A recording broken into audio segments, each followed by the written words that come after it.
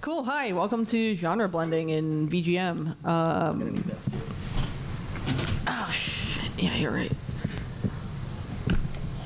I'm real good at this. I promise. Hey, we found out before we needed the audio, unlike our Wario Speedwagon set last night. Cool. I'll just using my work computer. So make sure the volume is all the way up, and then I'll ride the fader over here on the it's not a DSAN PC patch. It is a Litigablox laptop interface. That's neat.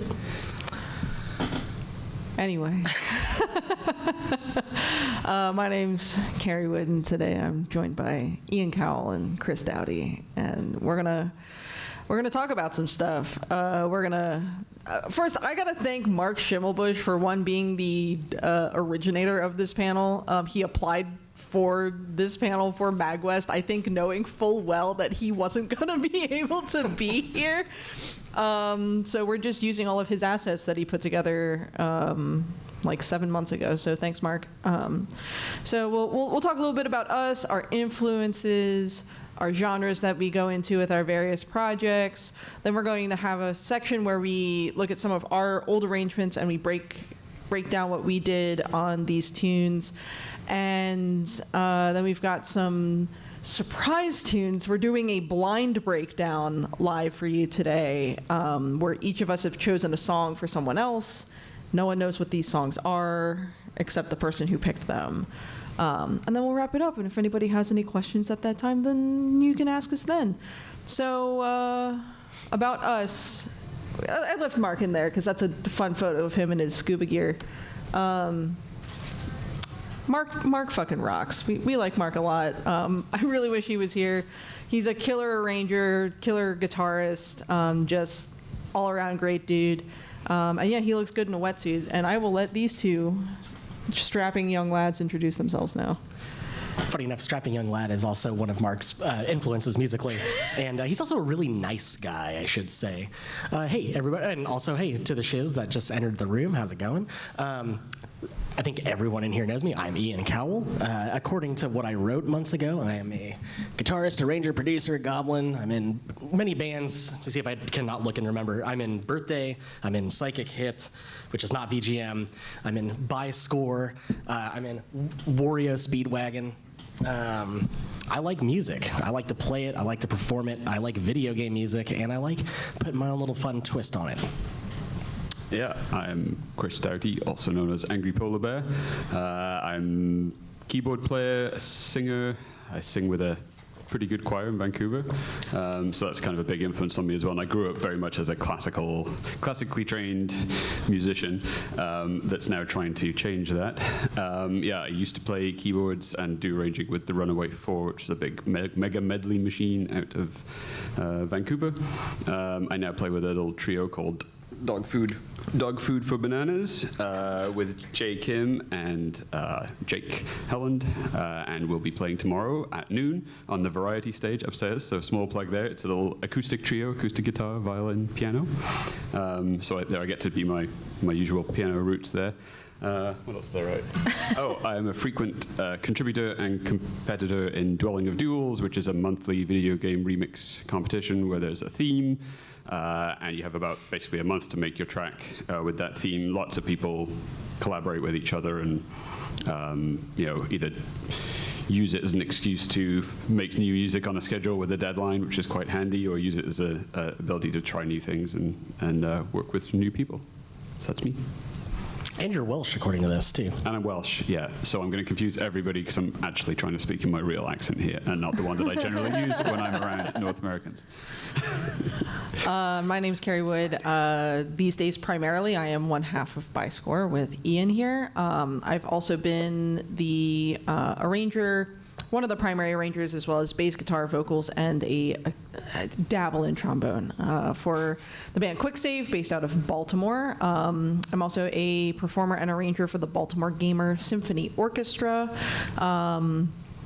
And I just do various other collabs. I've been on OC Remix albums. I've been some VV Go stuff, some Game Groove stuff.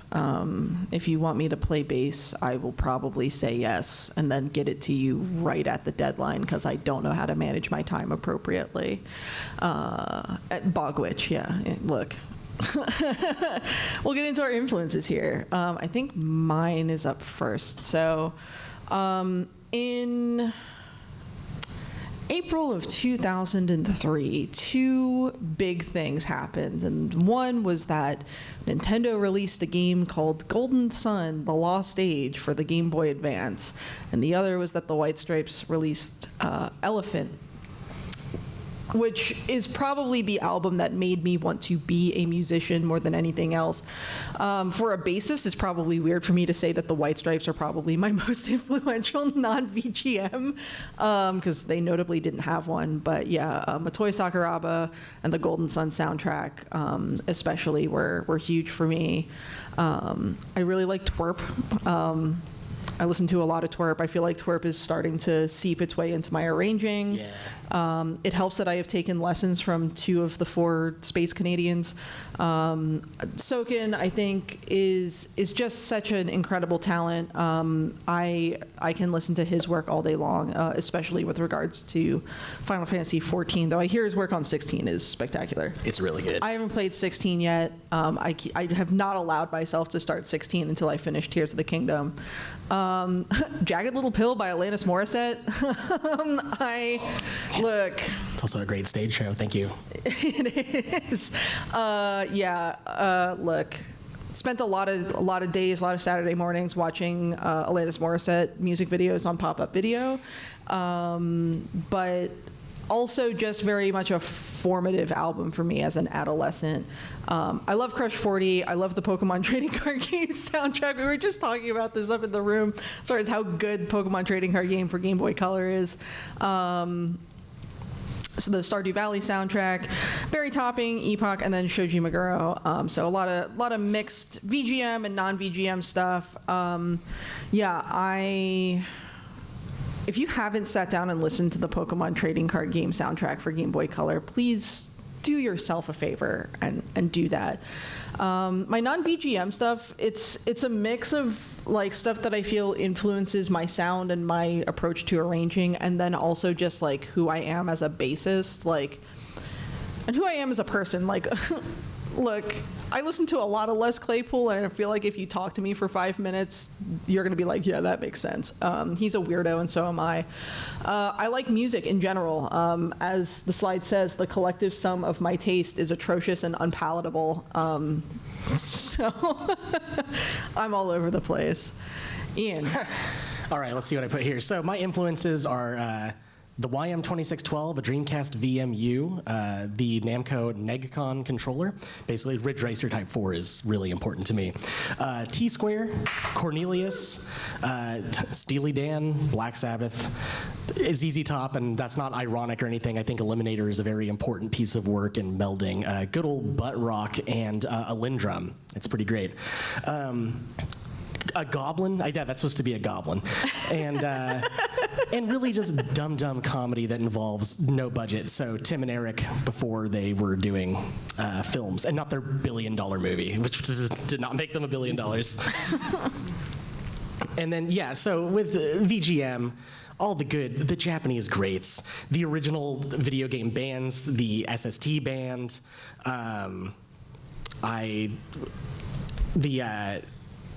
what is his name? Well, I put it right there.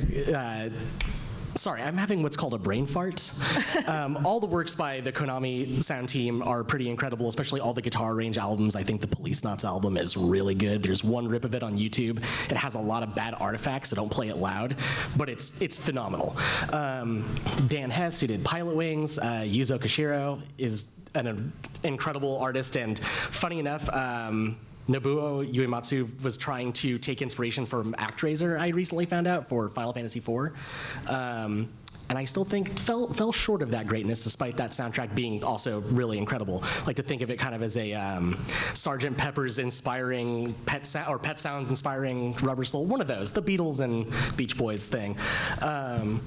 Koto Takahashi, who did Ridge Racer 4 and some of 5. Non-VGM, still pretty fucking VGM related. T-Square, Cassiopeia, Steely Dan. I like a lot of bad dad dancing jazz fusion, an electronic wind instrument. I like a lot of butt rock. I love Blue Oyster Cult. They don't get enough credit, but then again, I think it says everything that their biggest singles are all Buck Dharma written, so you're Don't Fear the Reaper and Godzilla.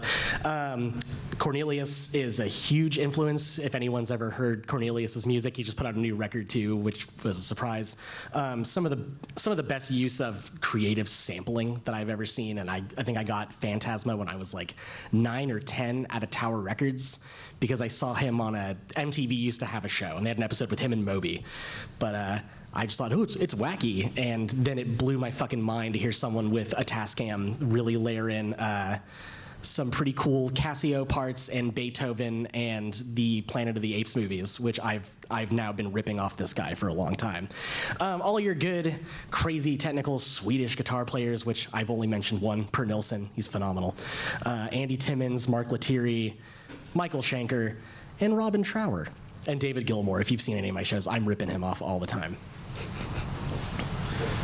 Oh yeah, I have to remember what I put on here.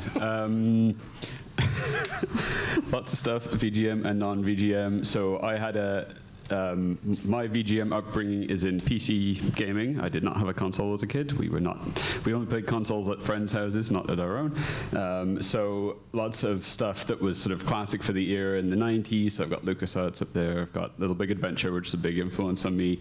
I've got a cover disc from What Personal Computer, because a lot of my games that I got were shareware and stuff that came on the front of a magazine.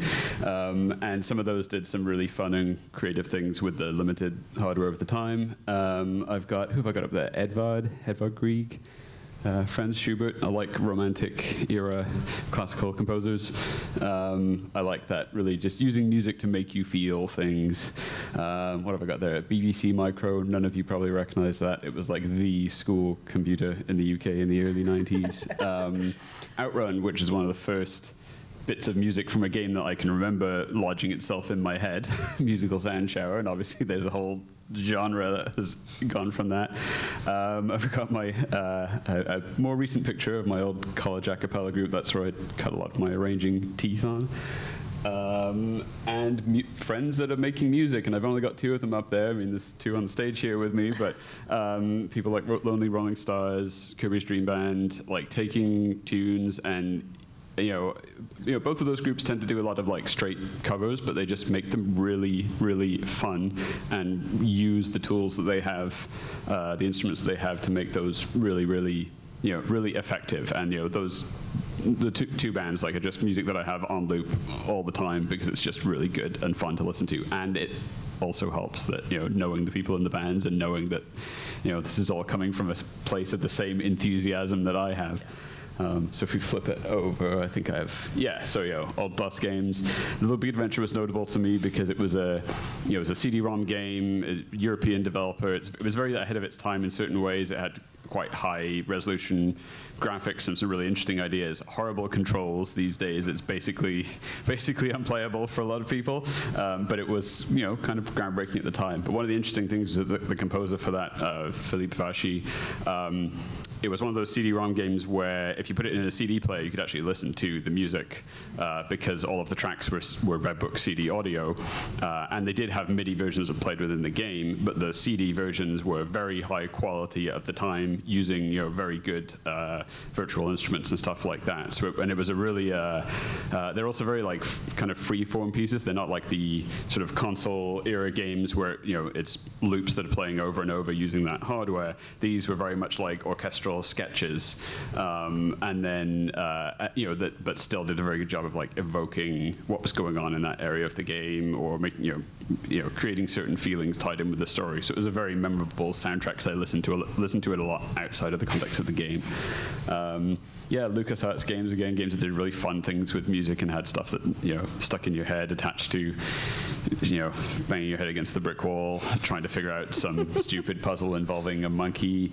And I've got some, other class, Koji Kondo, big, one of the giants, so many memorable tunes. John Broomhall, who is the composer of Transport Tycoon, which I was so happy to hear last night after I'd made this slide, which is just a legitimately good jazz album attached to, a pretty fun game that I put a lot of hours into. So again, just like tunes that worm their way into, and those were tunes that were really, designed to be played through a sound cards synthesizer, or one of those 90s things at the time. So yeah, MIDI bass VGM, Frank Klepacki from Command & Conquer, David Weiss from Donkey Kong Country, not all of my friends, obviously.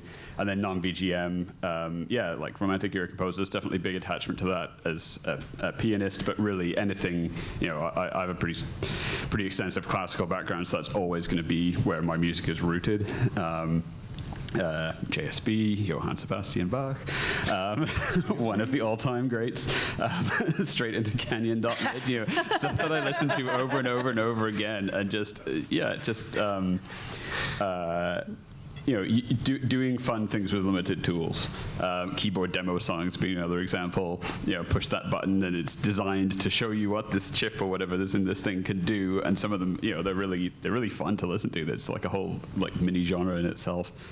And then 80s and 90s music that I said that I hated at the time because I was, had my refined classical tastes, but secretly I really liked, and, ironically bought, the Spice Girls album, and then maybe listened to it quite a lot. All right, so we're going to go into the genres that we sort of focus on in our own works. These, again, I haven't really put Bi-Score on this yet. We just do whatever. Look, we formed a band because of this panel, so yeah, you'll get through this panel. We'll get to it eventually. So as far as what I do with QuickSave and BGSO, QuickSave, if you're unfamiliar, is a 7-person band. We have 3 saxophones, guitar, bass, keys, drums. So by nature of our instrumentation, we tend to end up kind of naturally falling into some of this stuff, like jazz and ska and funk, genres that historically have horn sections. But we do a lot of sort of straight rock. We end up throwing a disco beat on a lot of things. I feel like a lot of the tunes that we pick end up having a disco beat under it. Basically anything else we can add some horns to, anything else that feels like it fits with the instrumentation that we have, we sort of go into. QuickSave, I've always sort of described as shitposting VGM. But ultimately, we're a rock band with horns. People always ask if we are a ska band or a jazz band. It's just like, no, we have a horn section. So I understand why you would think that. And then the orchestra. The BGSO is a 65-person, give or take, all volunteer community orchestra based out of Dundalk, Maryland. That does video game work. So again, by nature of the instrumentation, a lot of times I end up sort of doing what would be, I guess, a traditional orchestral symphonic take on a tune. And, I like to think that my arrangement of Basil Geiss's theme from Monster Hunter is slightly more along the lines of traditional orchestral work. But then I've also just had to run into situations where I have a song that I know where we want to do, and there's no way that it would work traditionally orchestrally, like the Toe Jam and Earl theme song for an orchestra is strange. There's so much of my work with BGSO is basically just throwing an idea at available instrumentation until something that makes sense comes out the other end. And that's how I managed to get a community orchestra to play New Jack Swing. So, I feel like it's just, for me, it's always, with these two ensembles in particular, it's a lot of just I have a very specific instrumentation that I have to work with. Yeah. And genres are not something I think about too frequently. Yeah, my genres, look, there's a lot of stuff listed here, but I'm just going to say dad rock sampled drums. and then anything I rip from YouTube, and then make a joke out of. And it somehow gets me here. In my solo work, emotional blues shred, that's not serious. I just do a lot of natural minor, minor pentatonic, Mixolydian, Dorian, and then that's fucking it. And then people seem to react to it. Rock, funk, synthwave, whatever that is nowadays. Easy listening. I like, what's the word I'm looking for here? New age music. It sounds like wind chimes and crystals and analog synths and power ponytails and blazers. Jazz fusion, comedy. It does belong in music, despite what a lot of people want to think. I have a band Birthday, which has delicious Nick Galvez, who was in Wario Speedwagon and the Band of Goblins last night, and Ronan Up F, J. Kim. Which is how I came to MAGWest. We played the main stage in 2018 as a non-VGM band, which is pretty hard to do here, which is our informed, corny 80s band that isn't trying to be a really polished like representation of like synth and stuff. We just really like Talking Heads and the Cars and Tangerine Dream and Hawaiian shirts. Rock with synthesizers, goofball, retro jams. This all kind of falls under the same stuff. I'm in a band. I'm wearing this shirt right now, Psychic Hit. This is my serious non-VGM band that I joined. We play with a lot of like bearded leather and denim. I call them wizard festivals. Hard rock, stoner rock, whatever that means. I forgot to put that in the slide. Album-oriented rock, but it's it's the serious person's beer drinking, hell raising, leather jacket wearing, merch machine that it is. But it's fun to do that when VGM, I feel like, even though it's the less serious thing, because it's video game music, is the chops buster where you have to really like get your shit honed in, especially when a lot of that music wasn't originally written for a guitar, unlike guitar music. Yeah, I've got a lot of stuff up there. So I don't know. I think as Angry Polar Bear, which is the persona that I use for Dwelling of Duels, I haven't really established a specific genre for myself yet, because I've mostly been using the competition as an ability to try new things, and so that is kind of fun because it means I don't necessarily have a recognizable sound. Although there's definitely now more and more tracks that are falling into a certain kind of style, but certainly the first thing I did for that was taking a La Mulana tune and turning it into something that maybe could have been written by Chopin, and it did quite well.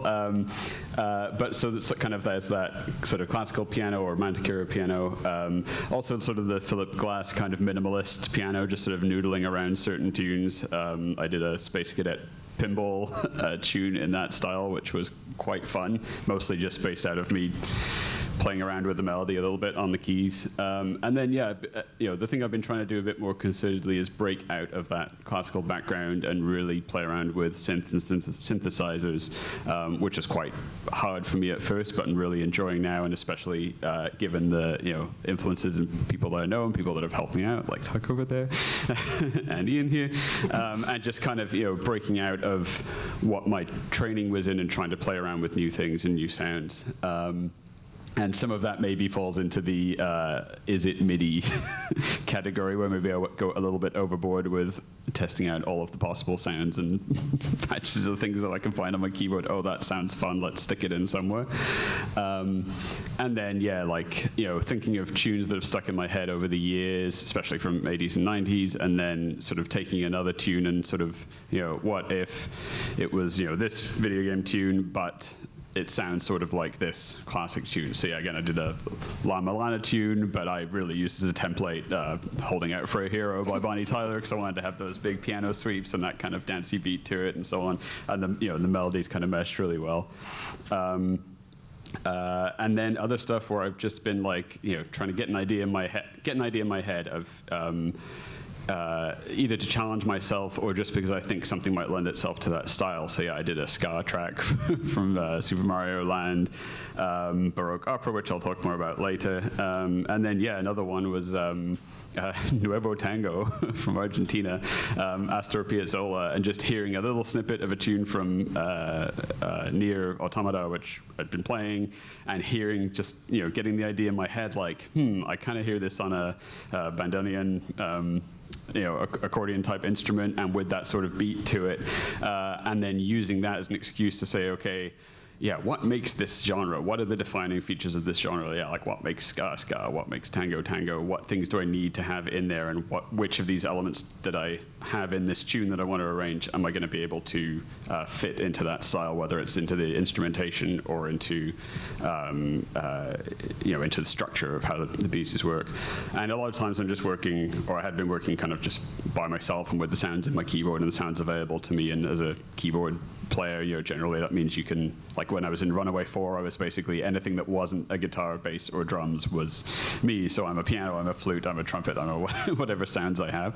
But now lately, more and more collaborating with other people who can actually bring a guitar to the thing, or a different kind of synth sound, or live drums or something like that. So that's been really, really fun. And I also did a barbershop track because that was why not? Completely different.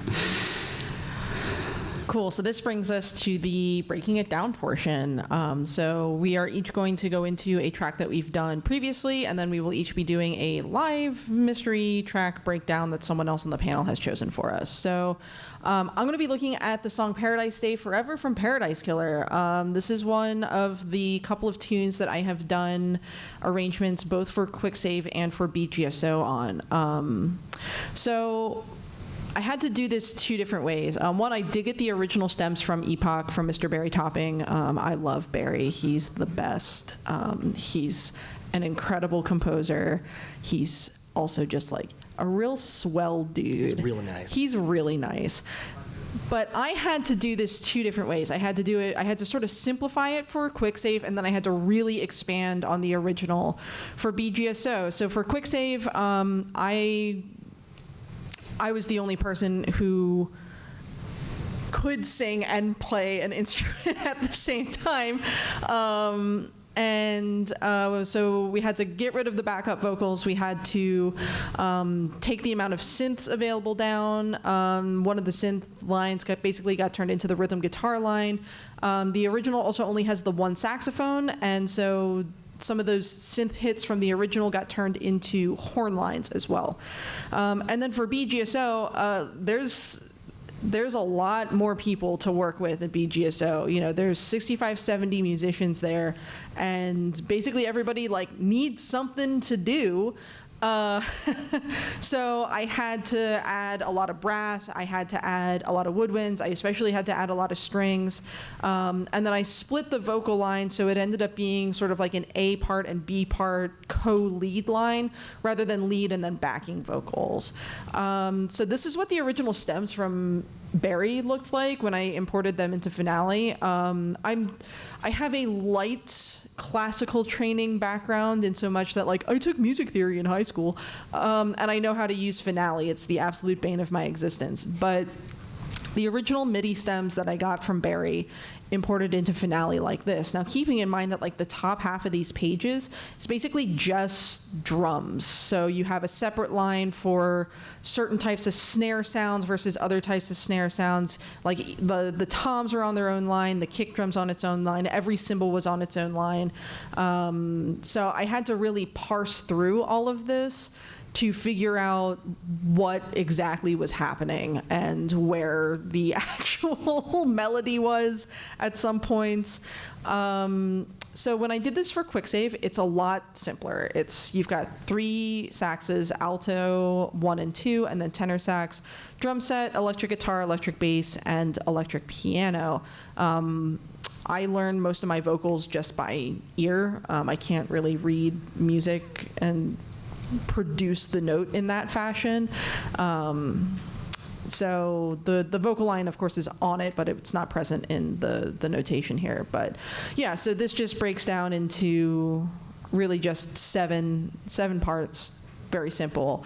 And then the BGSO version looks like this, where you've got flutes, oboes, clarinet, bass clarinet, alto tenor, bari sax, trumpet 1 and 2, trombone 1 and 2, French horn, tuba, euphonium, violin 1, 2, viola, cello, bass, piano, guitar, all of it. And then extraneous percussion and all sorts of stuff. So yeah, so basically, hopefully visually you can see sort of what I had to do here as far as splitting stuff out of the original, sort of using what music theory knowledge I have to add on to it for the orchestral version. So I have a short video that hopefully will play and will sound fine. So moment of truth here.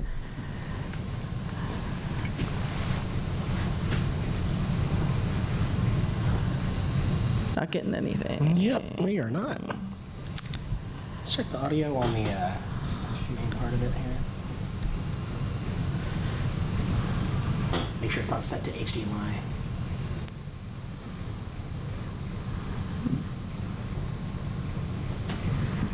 I'll turn this back down a little bit.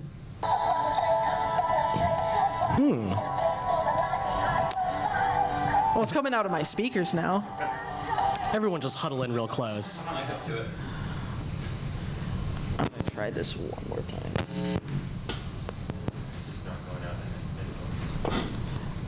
If you do that, and I'll check the mixer. Go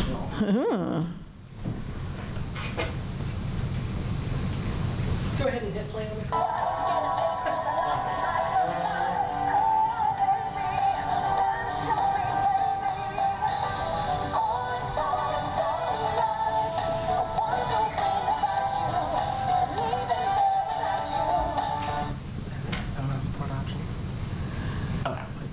Yeah, speakers, headphones. Interesting. Is it set to come out of the headphones? On the other, like there was that setting that popped up when you plugged it in. Yeah, like, It's definitely there. yeah. Yeah, the computer's just not doing it. Hold on there.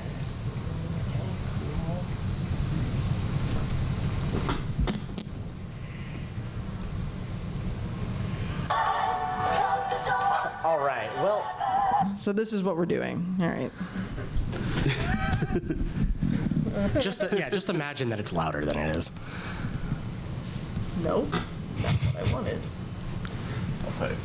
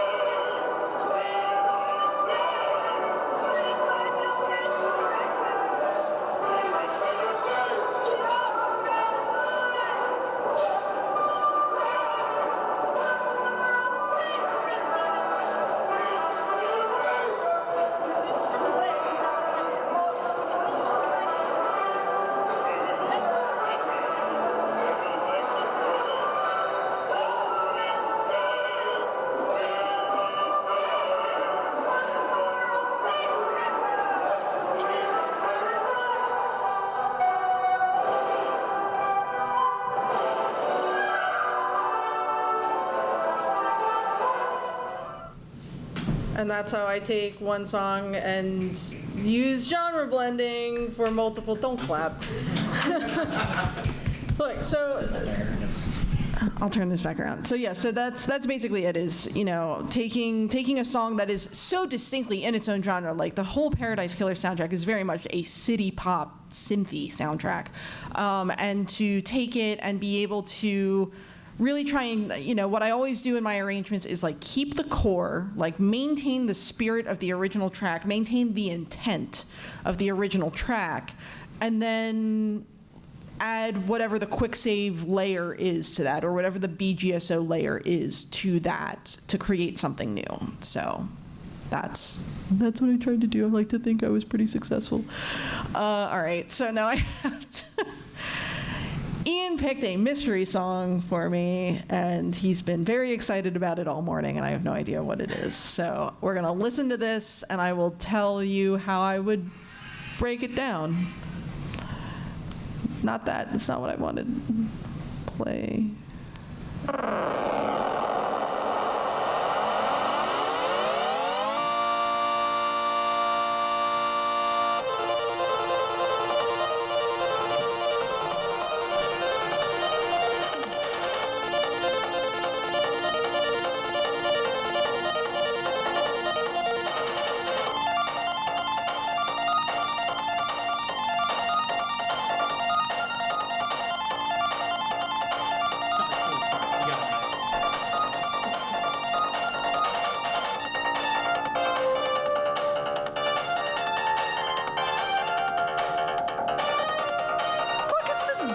I can't play that.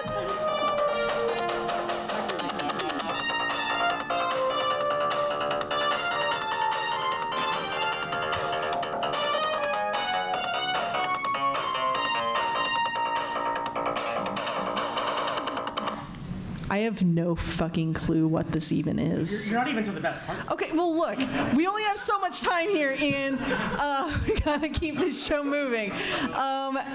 If I'm going to approach this as if I am arranging it for quick save, right? So if I'm doing this for quick save, one, I am immediately fortunate that our keyboardist Cowell has an arpeggiator, because QuickSave doesn't play with any backing tracks. We've never done that, and I doubt they ever will.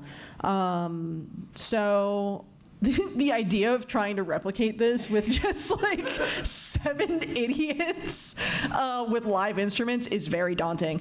But it's like, all right, cool. Well, we can lean into the fact that Cowell has an arpeggiator on a synth, and we'll just do a lot of that. And like the main line just becomes like a really sick sax line. Probably add in some harmonies in there, just like elevate it a little bit, Yeah. What the hell is this? It's the theme from Quartet. Okay. On the Mega Drive. Okay. It's really good. SST Band has a really good version of this that opens up Blind Spot 4. They're not called the SST Band. That is why they don't have the name for it. They call themselves Blind Spot. So we'll get into that later. All right. Thank you, Ian. Your turn. All right. So my breakdown, if you can call it that, is on Yamato Road from Mystical Ninja starring Goemon.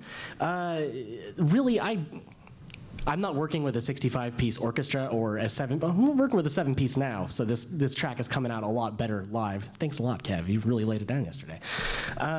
Rearranging nostalgia, separating fact from fiction, throwing it all away, and having a good time. Just so everyone's clear, I wrote all this shit kind of as a joke for VGM Con, then went on stage and forgot I did, and every time I have to reapproach what I wrote, and fuck, here we go. Okay. Here's the original track.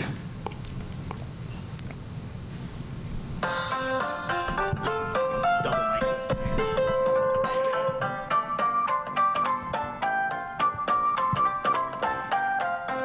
Thank you, Chris.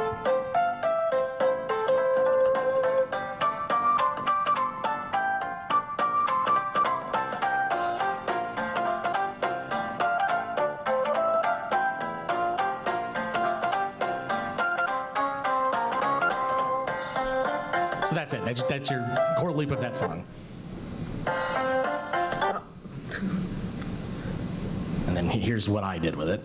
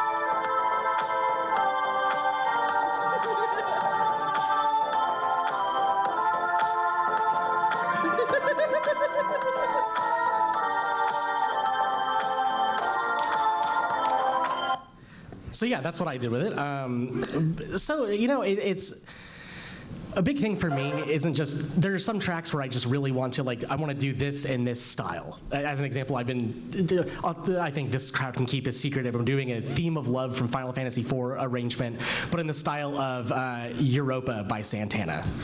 So we're genre blending right there.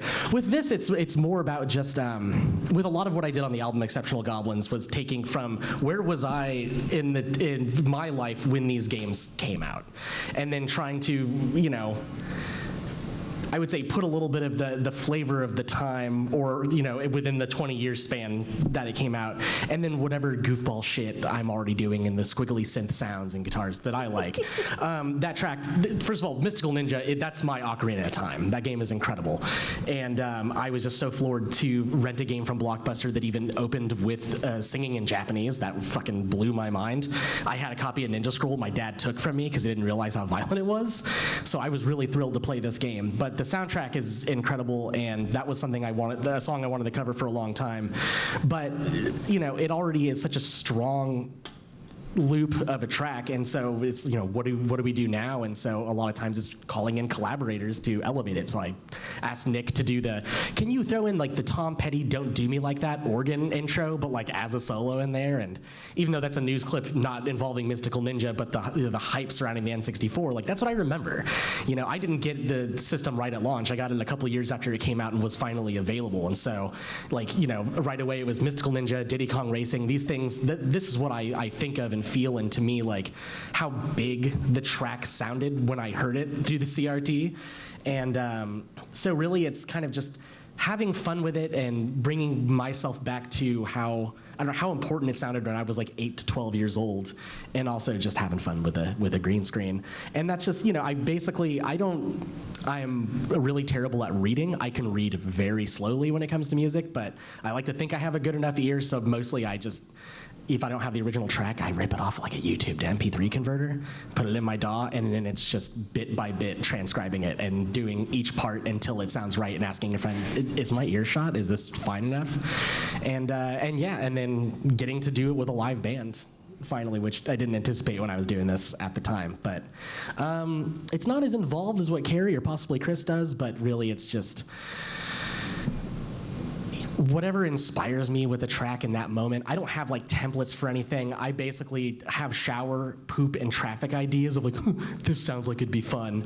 And then like have my Brian Wilson obsession moment over like fucking Pilot Wings or Mystical Ninja. And until we get something like this that puts a smile on your face. Oh, we got a song to break down. You ready? Yeah.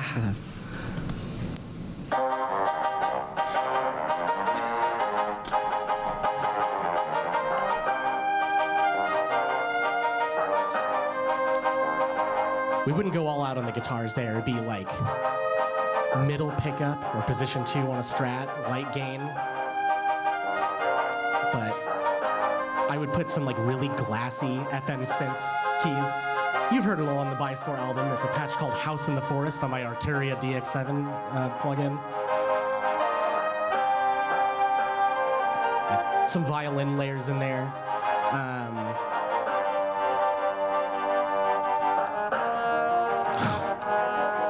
This is good. I would love to hear sax on this part right here. So starting with guitar, then moving the saxophone. It sounds very Joe Newman-esque, or at least what I'm imagining in my head. I'd like some organ under this. Nothing too crazy, but just with that little bit of Leslie sound on it. This would be a synth line or an EWI, for sure.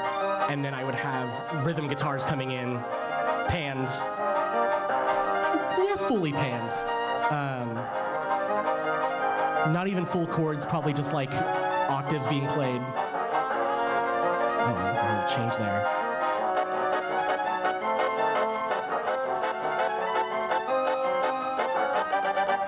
I don't even know. This is a lot of guitar harmonies. I would say that during that. That'd be a lot of guitar harmonies on the end there. What the fuck is that? You picked that for me? Yeah. So that is the opening to Beneath the Steel Sky. Oh. You want to work on that? That sounds great. It's very cinematic. It's very like there's good melodies in there, but it's not like a loop or anything. It's telling a story. Yeah. That's why I thought it'd be a challenge. It's a challenge. It sounds really cool. Let's do it. Okay, so I picked probably my most extreme genre switch for something to talk about because this was oftentimes the games that I pick to do for DoD are things that I do have a personal attachment to, or a game that I know has great music that I want other people to hear. So I just want people to hear it. I don't care about winning or anything. I just want people to know this music exists. This is not one of those. This is when it was vocal month for DoD, and I was just thinking, okay, what can I do that's fun as a singer that I haven't already done, or that certainly hasn't been heard in Dwelling of Duels before. And it was a shower idea, much the same thing. What if I took the classic intro to Zero Wing, as one of the memeiest video game memes out there, the music for that, which I was familiar with already because we played it in one of our Runaway 4 medleys, and what if I put it right there. Yeah, what is the most outrageous genre that I could shoehorn that tune into? So yeah, we can just watch a little bit of it, and people remember the meme, they don't necessarily remember the music.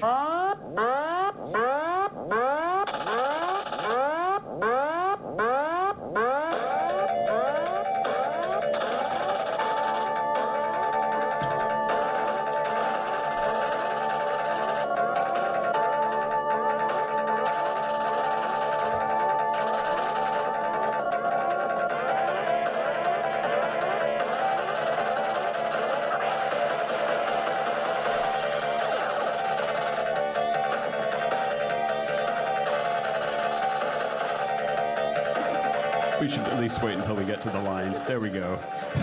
And then the melody part is in a second. No, that's all good. Anyway, No, we don't. Yeah, we can know. What did I decide to do with this? I decided to turn it into basically like Baroque opera. I imagined strings playing that repeating line, and this is the piece I was thinking of. This is actually my choir and a Baroque orchestra performing the opening to the St. John Passion, which has a very repeating string line that has a similar kind of rhythm and feel to that zeroing line. So these are the kind of things that mashups that have in my head. We can stop this one now. So the main thing was when you're doing something that's as extreme as this, really it's about thinking about what makes that tune identifiable in the first place. What are the essential elements of this? Because there's no way you're going to be able to take those Mega Drive synth lines and map them onto those orchestral parts just one to one. Like you're going to have to, and especially with that genre, because I wanted to. Here's the difference between you and me, Chris. You realize that, I don't. and do it anyway. And I would have been like, the flutes are playing this part, and then I would have gotten yelled at. But and then I wanted to do it as like a lot of that sort of Baroque era stuff, like oratorios and things. There's choral sections, and then there's recitative sections where you have like a harpsichord playing nice tasty chords, and then people singing very more like speaking lines on top of it. And then you have arias when people are actually singing and showing off and doing their actually singing a melody, singing lines over and over again. So I knew I wasn't going to do the full choir for this because I've only got a month to make this. So I wanted to do the recitative part, and I wanted to do an aria part, or in this case a duet. But so the first thing was extracting from the original music what are the essential things, and I really picked two things. There's that repeating pattern which I wanted to give to the strings, and then we didn't get to it in the video there, but there's a kind of a melody part that comes in later when the sort of the fighting starts. So it's like do do do do do do do do do do do do. So I really picked on those two things, and then sat down at the keyboard and listened to a lot of Bach and stuff like that, and thought, okay, how can I insert those melodies in a recognizable way, but into this very, very, very different format? And I'll just do a little aside here if we play this video. So I use this tool called Telesplit. I didn't really need it for this one because it's a much simpler tune. Essentially, Telesplit will take a extracted audio from an old school console game, split it into its component channels, so it makes it really easy to transcribe and figure stuff out out because you can mute various channels. I think what's it doing? It's extracting. Yeah. You can mute various channels and just isolate the parts and listen to them separately and hear what they're doing. It's amazing for actually, rather than transcribing by ear or fully by ear, you can actually just pick a particular part, mute different parts, understand how they're working together, especially when you've got, you can just isolate the bass line, transcribe the bass line, just isolate the drums, transcribe the drums. It's an amazing tool for VGM arranging, just in general. So I wanted to just kind of give a shout out to that as well. It's fantastic, so good. Just all hosted online. So if you flip to the next one there. So basically, took those two parts, wrote out a score, and this is one where I definitely I leaned into my classical roots. Like I often start with sheet music. I start in Sibelius because that's the way that a lot of my musical brain thinks. And then later on, once I'm ready with my parts, I'll go into my DAW and I'll actually record them, or I'll send them off to other people for them to use. And in this case, I knew, I was using classical instrument set. I was going to have to be recording with singers, which was myself and my friend Eric Biskupski, who I sing in choir with, so he's in that choir video as well. So he needed to have something that he could easily read and understand for this piece. So that was some of my sheet music there. And then if we skip ahead, so there's me and Eric. So I actually made a video of the arrangement with the score playing, so we can just watch that if you like. So the harpsichord is me, and then the strings are sequenced for later on. And I'm singing the baritone line, and Eric is singing the tenor line. Oh, sorry, the other twist for this was I took the horrible English text and I translated it into extremely horrible German, like throw all the rules out. Like this would make a German speaker cry, but that's part of the joke, right?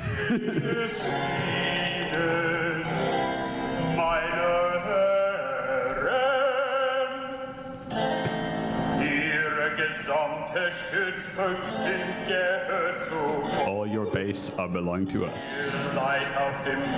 You are on the way to destruction. What you say?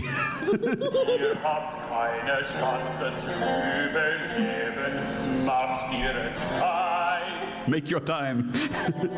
And then here's the strings, which are courtesy of some nice fancy VSTs. It's only 2 minutes long, so we can watch the whole thing probably. But there's that repeating pattern, which I just fleshed out a bit to put it into those string parts that is still identifiable as the original tune. And then the melody here is based off of that melody that comes in later on, but with some Baroque flourishes to it. Launch every zig. You know what you're doing.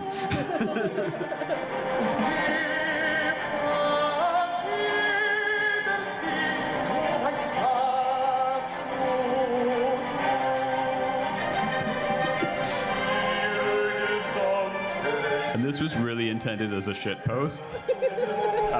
And then we won. So.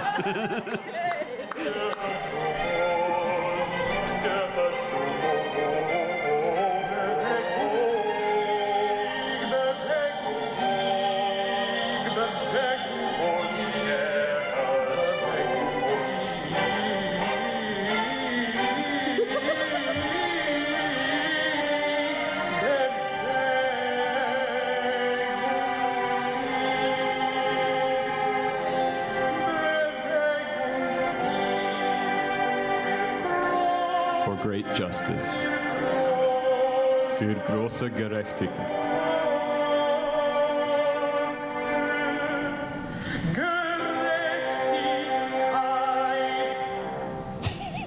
Incredible.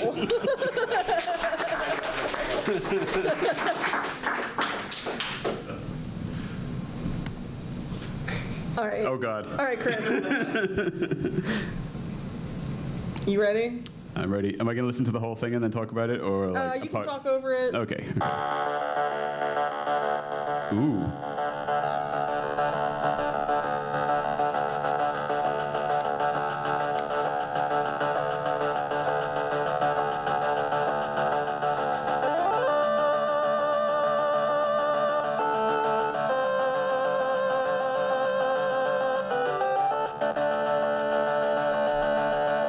like the groove of this. I mean, this is definitely something that needs that drums, it needs that groove, it needs that moving feeling to it. So I would probably be inclined to do this in a synthy style, but elaborating and having fun with some of those lines, like lots of expression on those held notes. It also seems like something that's got a good opportunity for like back and forth between different either synth and guitar or two different synths or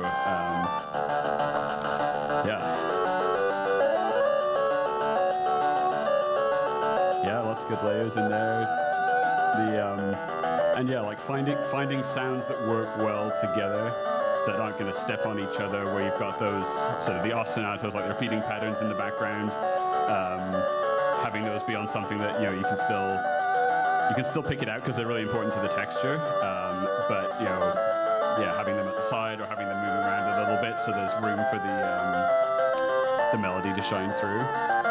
I could really see that. I could see that line working really well on the guitar. So I would probably be saying, "Hey, Ian, do you want to play guitar on my track?"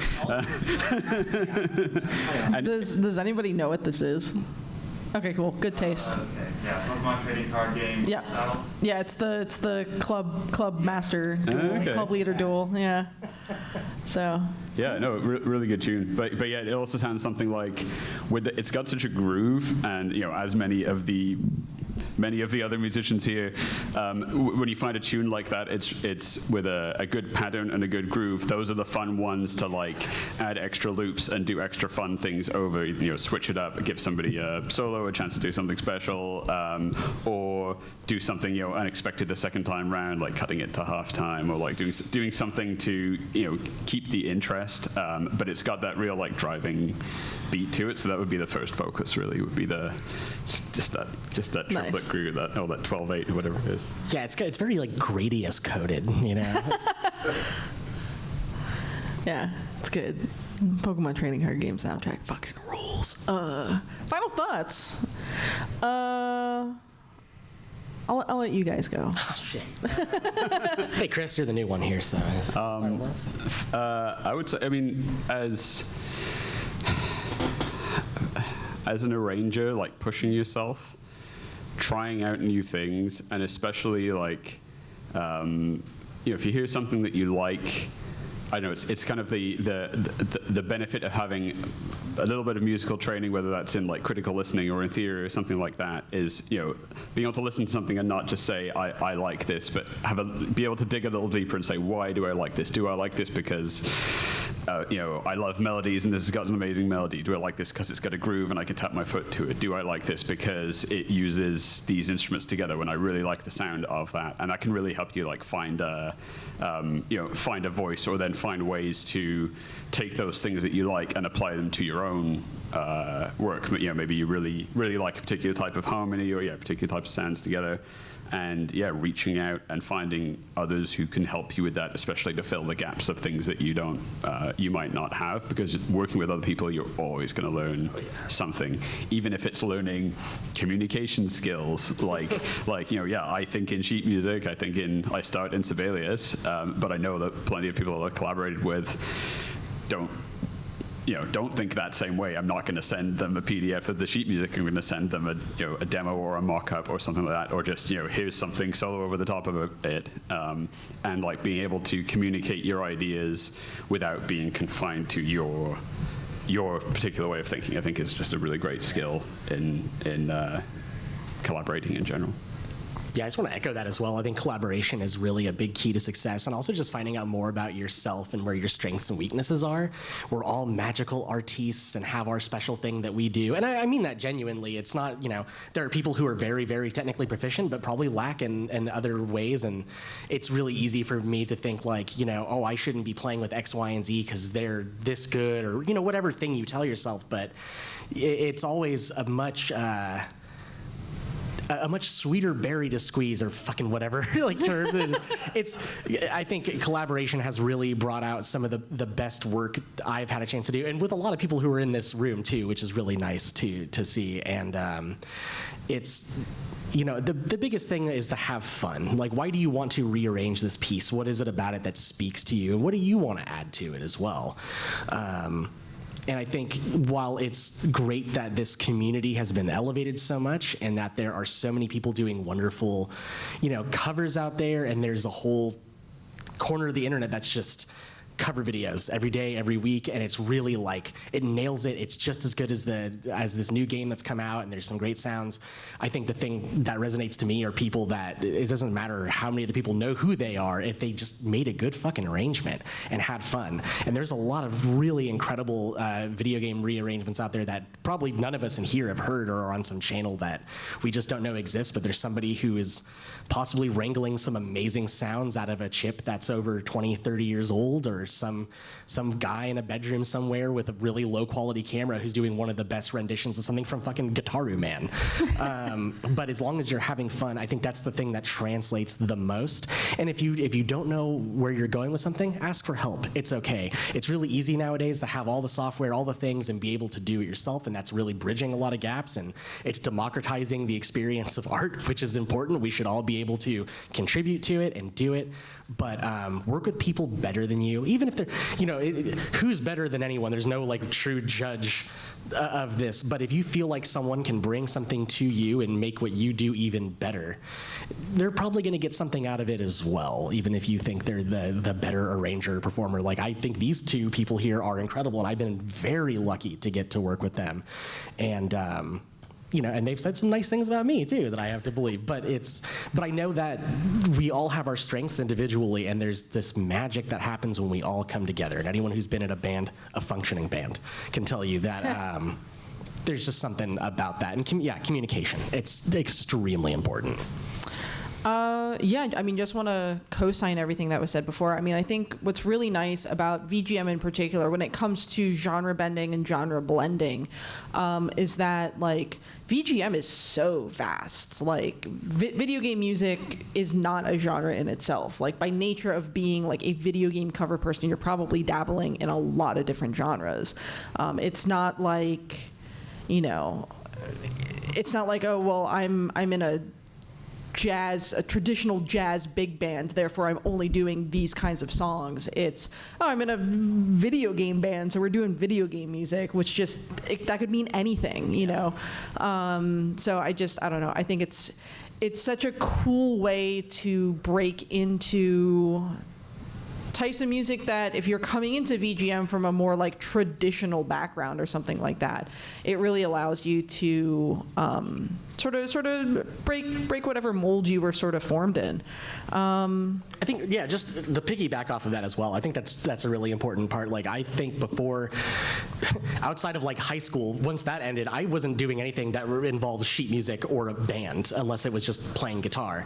And being back in with VGM and people associated with it, I get a lot of oh shit moments when someone just gives me a PDF and is like, here, just play this. I'm like, I can't read this. It's humbling. Sorry. And there's times where I've a friend to many people in this room, Ian Martin, I like that he would just give me sheet music and say, play this on the guitar, and it took a few months to be like, I just want you to know I can't read this. I can't read this fast enough. And it's helped me kind of get over a lot of ego things that I think we have as musicians, or thinking that we're not good enough, or, can't ascend to something. But I look back even just over the last few years of doing this heavily, and there's a lot of people who were in very niche communities, even outside of video game music, who are coming together that you normally wouldn't see in the same space. And so it's great to play with your Doughtys and your Woods and your Joe Newmans and your Kev Ragones and Tuck's in here too. Right, there's a lot of great people in here, but it's just, we all have something magical that we can bring, and it's really cool to just see how we all have a different school of thought or a training or a way that we kind of came up with it, but we're all adding to this soup, this gumbo of video game music. We do have a QR code here that takes you to sort of like our personal links. So feel free to scan that. You can catch up with Ian's stuff, with my stuff. I think we added some of Chris's links. We might not have. I may have forgotten. Many links yet. It's fine. I'll get back to it. And then, we've got a couple minutes. If anybody had any questions for us, they haven't told me to get the hell off the stage yet. So if anybody had any questions before we get out of there. So, one last thing. Oh, okay. No, I thought you were leaving. Please come up. Yeah, please come up. You look like you were going bye, and then. No, I have a question for all three of you regarding your selection. So for Pokemon trading card game, are you aware that there's a sequel? Yes. You've heard the soundtrack then? Yes. Okay, excellent. Yeah. It also rips. It's the composer for the Ichiro Pokemon. Shimakura. Yeah, Ichiro Shimakura, who has otherwise really only done like Mario Party. Yeah. And then like a couple other one-off little games. And most of what he's doing now is sound direction rather than composing. But yeah, it's just like he dropped Pokemon trading card game and then GB2, just like these absolute rippers of soundtracks for the Game Boy Color especially. And like what's so amazing about the TCG soundtrack is that the loops are so long for Game Boy. It's like, I think the shortest loop is like the pause screen menu, and that's like maybe 20 or 30 seconds. And then like the longest loop in the game is like 2 minutes and 23 seconds. And I'm like, that's absurd for a Game Boy loop. It definitely stuck with me. Yes. Yeah. Yes. So now, Ian, have you heard the version of Oki Rap from Quartet? Actually using like the samples from the Oki, like the Oki channel. No. But you know where to find me, so please send me a link. Yeah, there's a version of that uses like just ridiculous random samples along that song. And that's why it's called Oki Rap, because it's using that Occam sound chip. I'm very excited to hear that. And then for you, for your Beneath the Steel Sky track or pick, do you prefer the MIDI version or the OPL3 FM version? Because for me, I prefer the FM version because that's the version I played with. Yeah. I know it's farty and ridiculous, but I love it. I would say I like them both for for different reasons. And I think that was always the interesting part about the PC games, especially, is that you had because it was relying on hardware that could vary between people's PCs. Like people heard very different things and had very different memories of soundtracks and stuff because they had a Sound Blaster or they had a whatever sound card that they had. And now I think it's not like at the time you listened to what you had and that's it. Like that's the only way you could listen to the music. Now it is quite fun to go back and discover, what if I was playing Transport Tycoon with a Roland MT32 plugged into my computer and hearing it that way? Does it sound the same? Or and then the difference between stuff that was genuinely true MIDI versus stuff that was actually like using the chip as a synthesizer and making weird and wonderful sounds out of it. And I think that's maybe something that's been like lost in the era of all digital music. And that's why there's but there's still fun stuff to be found in people that are working in the chip scene and people that are working in the demo scene and that kind of stuff, of still trying to push the limits of sound that you can get out of limited equipment and using them as an instrument and not just there's definitely a couple chip tunists that I listen to that are pushing like just the 2-off FM to amazing places. It's crazy. So I take it you're a Savage Regime fan? Yes. Okay, cool. Yeah. Love your shirt, Brian. That's a good. Yeah, show the class. That's amazing. I don't have a question, more of a statement. Your QR code's broken. Okay, I'll Thank tell you. Mark. Okay. Womp. We'll let Mark All right. know. Yeah, we'll let Mark know. Hey, He'll just so fix you it. know, you got. I now have a bottle of Lovick sauce. So thanks for inspiring me. Yeah. You have a what? A bottle of the orange sauce. Oh, someone on MAGWest gave it to you? No, we ordered it, and I had to have some because you kept talking about it, and it is pretty good. So thank you. All right. Hey, how's it going? I want this on topic of genre changes. What's the craziest song with the most genre changes you ever heard? Like within the song itself? Within the song itself. Ooh, man. I can't think of any VGM examples in particular. I mean, there's been a lot of bands I've heard that have kind of in tongue-in-cheek ways have done it. There's a progressive metal band called Between the Buried and Me, and they have an album called Colors that came out in 2007. And so it has some tracks on there that kind of go into like honky-tonk and bar fighting kind of country moments with like samples of like glass bottles breaking and people fighting, then orchestral moments. And it's like they have like 13 to 17-minute songs. But I think that's done, more humorously. That's the one that comes to mind for me. So this is song I have in mind, while technically isn't VGM, it is like VGM inspired because in the rhythm and community, sometimes they like to make their own songs. So there is a song called Pentagram Shift. Yeah, give me a second. Yeah. Sorry. I believe that song has at least like 10 genre switches. And it's like, I don't know how I can play it, but I want to like showcase somehow like this is like the crazy song I ever heard. Yeah. Yeah, I mean, Can you bring it over here and take a look at it? Yeah, sure. Here. So, sorry, I'm doing. Oh, no worries. we'll let those touch base after the panel. I do think we need to wrap up because we're coming up on 15 after. So But this song is called well, that's an ad. yeah, we'll let you do it. I'm gonna go ahead and throw this up. Ian and I released an album yesterday called The Hot Light. If you want to explore some genre twists and turns, we do a lot of that on that album. So It's only 2 minutes and it's like one we'll Here, I'm going to yeah. take a picture of this to take a look at. But thank you all very much for coming out today. This has been Genre Blending in VGM, and Check out Dog Food for Bananas Yeah, check tomorrow out at Dog Food 12. for Bananas Noon on the tomorrow. variety stage. on the variety They have the stage. softest shirts in VGM right now, and I mean that.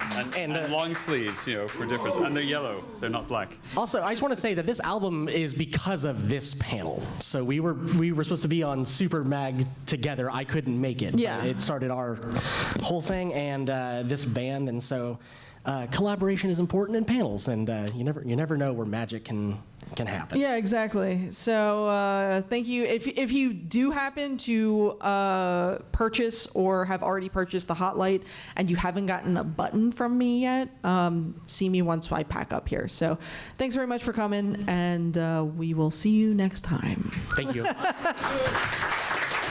for sharing that.